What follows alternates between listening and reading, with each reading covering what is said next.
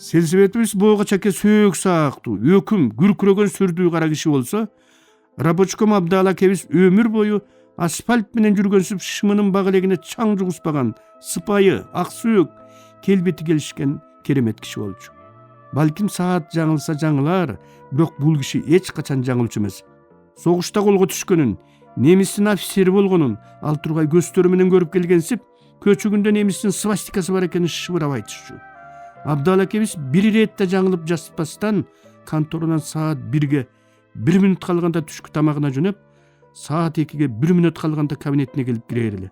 Аны биздин айылдын эли немис Абдалы деп койчу. Агесте чан деле кишилерде болбосо саат деген жок болчу. Анан ошол айланада там салып жүргөндөр контор жакты карай калып, "Эй, ишиңерди токтоткула, абет болуп калыптыр. Абдал үйүнө кетип баратат" деп дем алыш жасап, Абдал эке үйүнөн келатканда, "Бол тургула, саат 2 болуптур. Абдалы келатат" деп айылдагылар убактысын Абдал аке менен өлчөп, ал тургай сааты барлар билегиндеги саатында Абдал акенин кысматына келип кеткенине карап тууралап турар эле. Имангас акебиз совхоздун парторугу. Маркум айтканын айткандай жасаткан, өтө кежир, ашкерет чынчыл, калп айткан кишини желмогустай жек көргөн, аттын үзөңгүсүн бутун бүкпөй, салаңдатып жерге жеткисе теминген, какшык аралаштырып катыра сүйлөгөн сары киши болчу. Улуубуз да кичүүбүз да ушул аксакалдарды туу кылып, ушул аксакалдардын айткан дегени менен эр жеттик. Уулдун да, кыздын да, жада калса ат менен иттин да мыктылары ушул кишилерде болчу. Алыстан сыйлуу адамдар келсе ушулардыкына келип түшчү.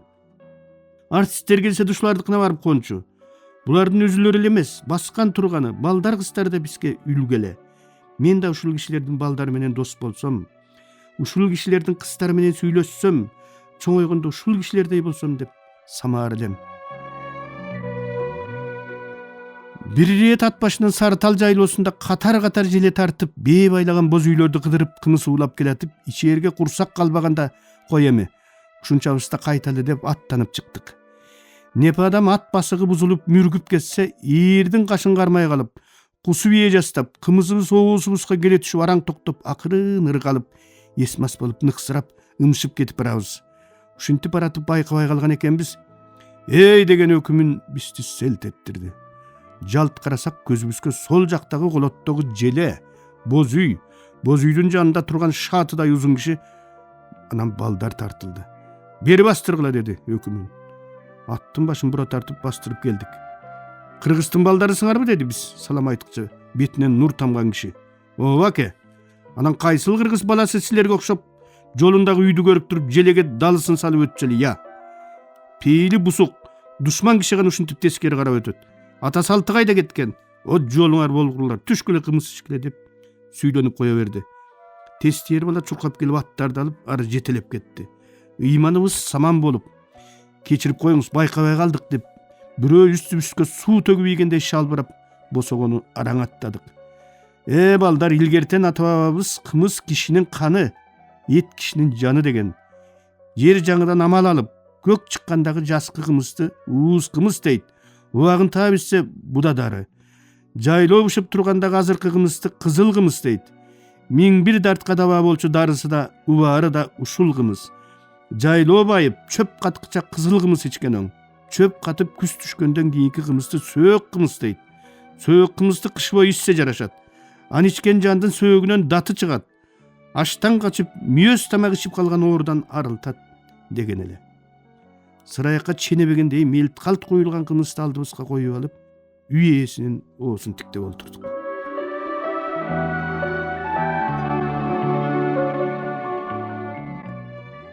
Кыргыздын конок тосмою. Биздин кыргыз там салса дагы эң жакшы деген бөлмөсүн коногуна деп салат. Эң жакшы эмерегин, эң жакшы идиш аягы тизилген серванттын конок үйүнө коет. Киши кирбеген дагы бир бөлмөсүнө кызыл кыжымы, көк кыжымы, жапжаңы жууркан төшөктөрүн тирелтип жыйып, чаң тийбесин деп анысын ороп жаап, күбө жебесин деп арасынан насыбай же тамекини майдылап сейип чыгат. Непе адам балдарынын бирди жарым ошол кол тейлек жаңы төшөктөн сүйрөп келип жата калганын көрүп калса, бүттү. Айкырып барып, "О, өлүк тиригиңди көрөйүн моло. Чоочун кара киши келсе аткыдай кылып сени саламбы же сенин жон териңди саламбы я" деп каргап шилеп, үстүнөн сыйрып алып, кайра ордуна алып барып жыят. Балдарынын төшөгү эскилиги жеткенден жакасы капкара болуп майланышып, аргай жеринен жүнү чубалып, эбак жыртылып бүткөн. Атаңардын айлыгы тийсе дүкөндөн чытап келип жаңыртып берсем болот эле деп коет. Ошентип келатканына бир кылымдай болду. Ошентип коюп эле ошол бойдон келатат. Кереэлден кечке талпайып жата бересиң, башкалардын эрин карач деп күйөөсүнө сүйлөнүп, балдарын каарып жүргөн ошол аял конок келет деген күнү 4 аягы тынбаган жоргого айланып, баягы ырай борбордун столовойуна бараарда кие калчу адеми көйнөгүн кийинип, шай жоолугун салынып, жаркылдап жайнап калат. Жатаарда коногуна жакдандан үтүктөлүп бүктүлгөн жаңы шейшебин салып, алды жука болуп калбасын деп калың көлдөлөңдөн кабел-тең төшөп, тирелип турган жууркан төшөгүн ошондо бузат. Үйдүн атасы конок келет деген күнү балдарына өмүрү шыпырылбаган короосун дыңкылоон болгуча мизилдете шыпыртып суу сээп чыгат.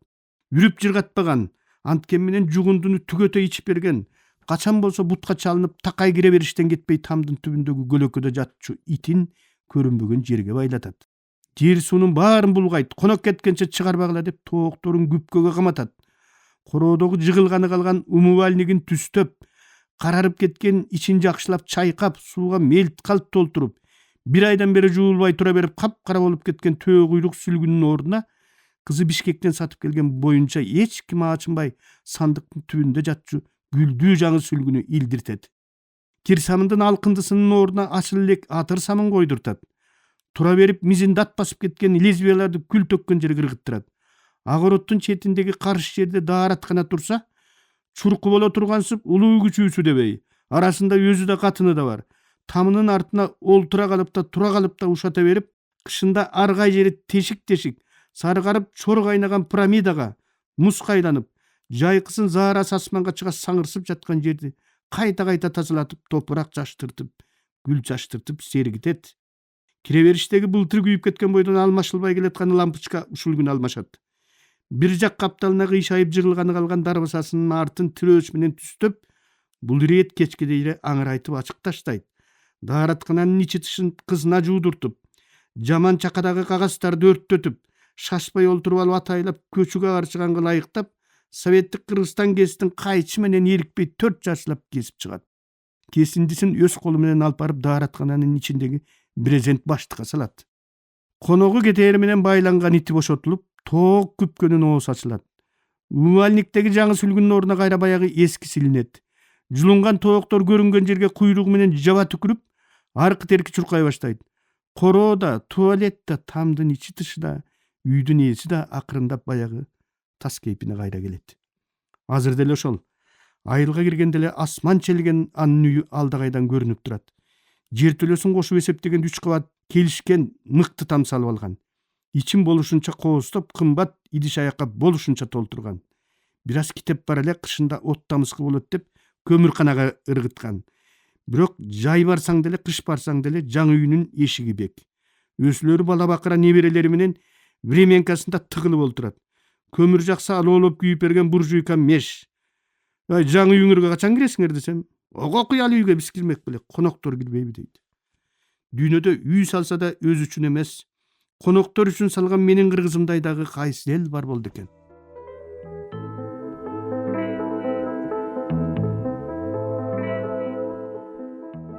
Дүкөндөн биз жакшы көргөн пряник сатылчу.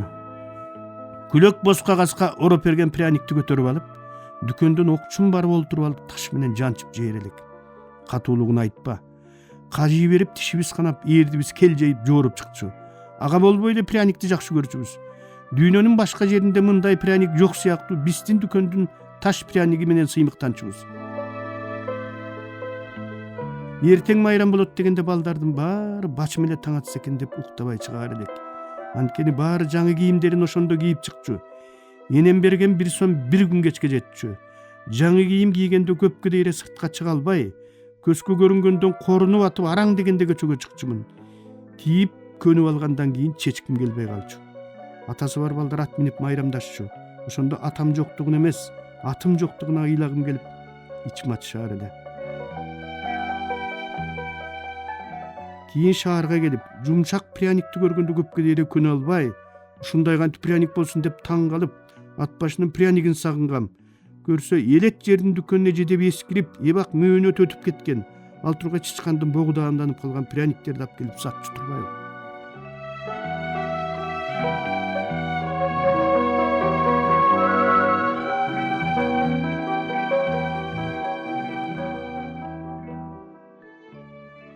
Жиндилер.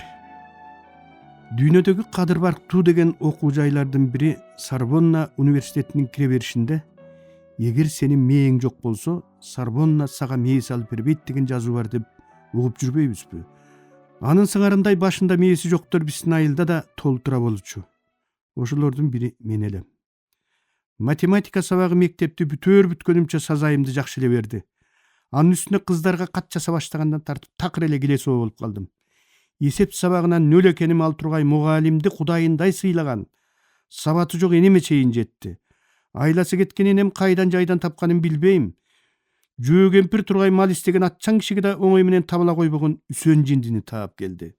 Үсөн үстүндө үйү, кашында карыган энеси бар экенине карабай качып бесип, айылга жолобой талаалап, ээсиз тамташка, күмбөз коргондорго түнөп, азып тосуп кеткен, жайдыргычтыр шырмал шым кийип, заарасы токтобой, дайыма ичине кое бергендиктен жанына жолой электе эле заар уруп турган, болпойгон бети калың, кара жоон киши болчу. Каяктан тапканын билбейм. Энем ошол Үсөндү үйгө эрişтип келди. Тепкидей жаман үйдүн ичи киши туралгыс болуп, заматта заарга толуп чыкты. Жийиркенбе, Кудайга күнөөкөр болосуң, олтур деп энем кулагыма шыбырап, жийрилип, итейип, бырышып тырышканыма карабай жеңимден сүйрөп келип Үсөндүн жанынан нукуп олтургусту. Шашпа кагылайын Үсөн, чай коеюн, дайыма талаа түстө жүрүп курсагың ачкандыр. Чай кайнаганча мына бул жаман иниңдин башы жетпей койгон эсебин чыгарып олтур деди. Жиндиге ини кылып салган эниме ого бетер жиним келип, эшейип эсеп дептеримди сундум. Үсөн сүйлөбөйт экен. Сүйлөбөй туруп эле эсебимди заматта чыгарып салды. Кеткенден кийин китептин артындагы жуубу менен салыштырсам тупа туура экен.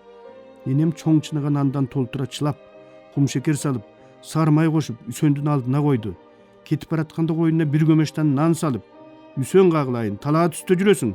Эртели кеч курсагың ачканда тартынбай эле үйгө келип чай ичип алып жүр деп узатты. Биздин көчөнүн жолу сайды кечип өтүп, андан ары талаага чыгып кетчү. Тересеге келсем, жол өйдө бараткан Үсөндү Үсөк аке чакырып кирип кетти короосуна. Үсөн жинди эми ал жандын же какендин эсебин чыгарат, дедим ичимден. Эшикти ачалычы эне, сасып кетти. Ачсаң ач. Аны да Кудай жараткан мусафыр балам. Мусафырды сыйласа сообу тиет. Эсепти укмуш чыгарат экен эне. Биздин мугалимдер да мындай чыгара албайт. Ушинтип жинди болуп жүргөнчө мектепте мугалим болуп албайбы я? Мектеп албайт го жинди немени. Эмне үчүн жинди болуп калды эле? Таң балам. Жатындаш түгөйү Асан өлгөндөн кийин ушинтип калган дешет. Эми Кудай жинди кылып салса жинди болуп калат да. Кудайдын мээси жок экен эне. Мээси болсо Үсөндү жинди кылбай биздин эсеп чыгара албаган мугалимдерди жинди кылып салат эле да. Окка түгүн антип Кудайга күнөөкөр болуп алдыңа кетейин. Кимди жинди кылышты Кудай өзү билет. О Кудай жаратканыңдан мына бул тешиги жогуңдун тамтаңдаганын кечире көр, кагылайын деп тобо кылып күбүрөндү. Ошол Үсөн бир күн эле жок болуп кетти. Мал салын көстөп, жок иштеп келгендер талаадагы эски коргондор, сарайлар менен мүрзөлөрдөн анын көрүнбөгөнүн айтышты. Өлүп калбасын дешип ит куштун жүргөн жеринде чалып көрүштү эле, өлүгү да чыккан жок. Көрсө жогору жактан айылдарды жиндилерден тазалагыла деген буйрук келип, энеси чыркырап ыйлаганына болбой Үсөн кургурду чым коргондогу жиндиканага алып кетиптир деп айткандарын кийин уктук. Эч кимге пайдасы жок. Ошол эле убакта эч кимге зыяны да жок. Ыргытып ийсекпи деп көз кыйбай. Күнүгө кетип баратканда, жегилетканда такай көз курунуп, тамдын бурчунда жатчу тааныш буюмубуздан ажырагансып, көпкө дейре коңултактап, көпкө дейре көнө албай жүрүпкөндүк. Жиндиси жок айыл да жаман экен. Бир нерсебиз толук болбогонсуп. Бүт айылыбыз менен кадимкидей кемип, кадимкидей бөксөрө түштүк. Айылдын үстүндөгү эски коргондор менен мүрзөлөр Үсөнү жок жетим калгандай томсоруп ийинсиреди. Эсеп чыгара албаган мага эки эсе жаман болду. Райборбордун өзүндө Обуке деген жинди өттү. Шымынын багылеген шыйрагынан бууп алып, жолунан чыккан кишиге эле колун сунуп, кес уташ дей берчү. Баарага тыйын тыпыр карматышчу. Шап ала коюп ычкырга шатына салып жиберчү. Эки багылеги тең шалдыраган тыйынга толуп чыкканда, ат башы дайрасына арта салынган ачак айыңды көпүрөсүнүн түбүндөгү сууга келип төгүп жиберип, көчөгө кайрадан тыйын чогултканы чыкчу. Обукенин жес тыйындары суунун түбүндө саргарып көпкө жатып, суу кирип агызып кеткенден кийин көрүнбөй калчу. Обукенин тыйынына тийбегиле, алчу болбогула дечү улуу кишилер. Ат башыдан айылга бараткандар сөзсүз Обукенин сууга таштаган тыйындарын карап өтчү. Мен да Далай Ретанын сууга ыргыткан тыйындарын карап туруп, арасында Обукеге берген менин да тыйындарым бар экенин ойлочумун. Обукенин кесуу таш деген эмнеси деп кийин эски кишилерден сурасам, "Ай, кийин эле ушинтип калды. Мурда келе сууга таштайм деп эле даана айтчу" деди.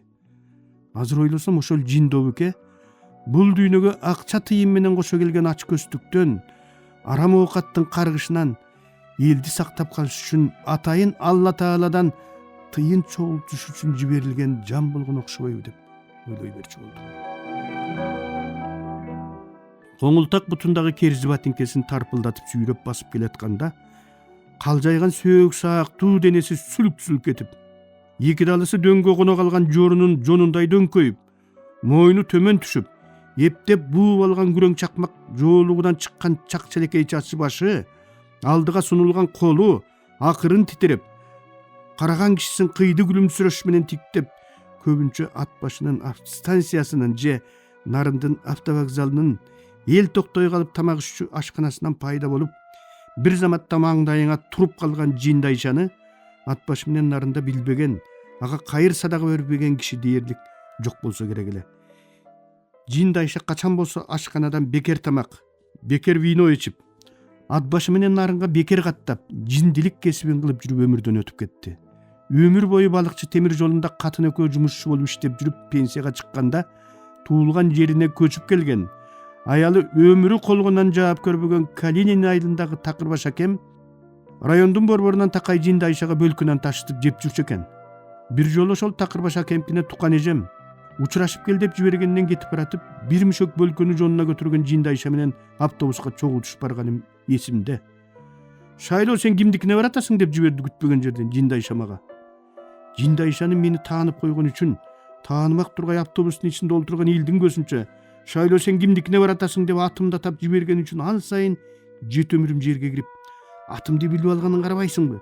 Баягыдан Нарынга баратканда автостанциядан чогуу олтуруп вино ичишпей эле койбой, айнең дурайындыкай" деп ичимден өзүм жиним келип, элден уялып, жаман болуп аттым. Ошонубузду айтып ийбегейле деп чебеленип, "Такырбаш акемкине баратам" деп өлүмүш болуп араң эле үнүмдү чыгардым. "Такырбаш акең болобу? Мен да Такырбаштыкына бөлкө алып баратам" деди Жиндайша күлүмсүрөп. Мен унчукпай артка жылып барып туруп алып, эл жинди менен сүйлөшүп баратат деп ойлойт эме. Каяктан ушул автобуска түштүм эле деп боюмду ала качып, Жиндайша дагы бирдеме деп ийбес экен деп жеткенче ичимден кыпылдап бараттым.